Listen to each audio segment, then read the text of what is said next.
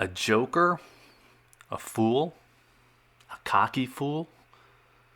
What are we trying to say here?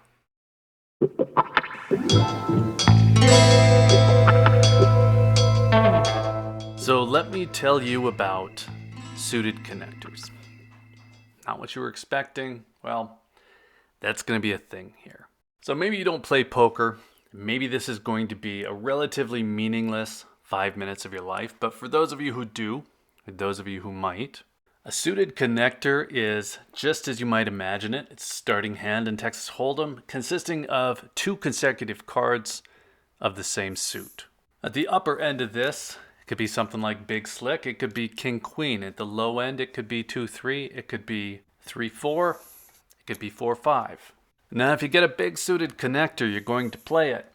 And so will everyone else at the table. They're some of the strongest starting hands in the game. And not only will people play them, they'll bet them. And that helps get the garbage starting cards out of the hand. So if you're in position or you're playing at a discount because you're already in a blind, well, having a small suited connector gives you a certain advantage. And actually it gives you 2, but the first one is just that you're going to most likely be one of the very few players in the hand playing the board if the flop hits garbage.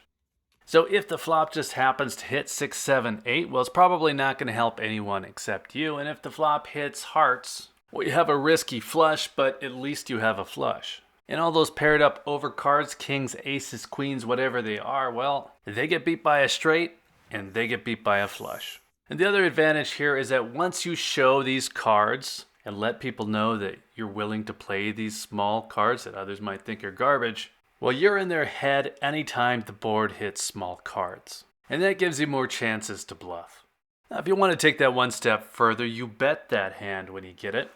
And as the other players start to pick up that you not only play them, you also bet them, well, that begins to disguise your big hands as well. And that lets you bet them too, without scaring the guy off who swears that Jack 10 is a great starting hand. Now, playing small suited connectors might not seem like a big idea, might not seem like a new idea. Maybe it's even something you do. But if you don't play a lot of cards and you haven't fully experienced some of the reasons not to play those small cards, particularly in a higher stakes game, well, this might all seem a little bit basic. It wasn't basic, though, prior to Doyle Brunson's Super System. This is a book written in 1978 that's come to be known as the Bible of Poker. And playing those small suited connectors was part of a wider strategy that completely changed the way people played. It taught you to be aggressive at a time when most people played tight. So from 1980 to 2003, if you read this book, it would have made you a better player. And at one point, it was one of my favorite books.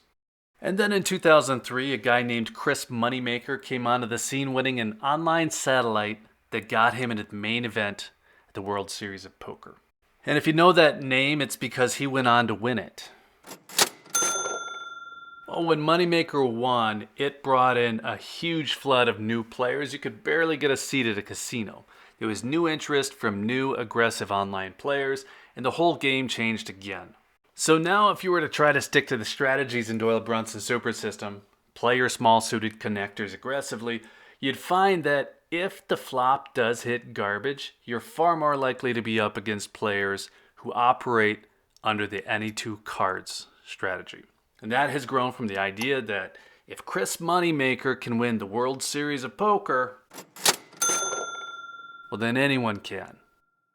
So go ahead and give those small suited connectors a spin the next time you're at a table, but also keep in mind that sometimes being book smart still won't keep you from getting wrecked. All right, thanks for watching, and take care.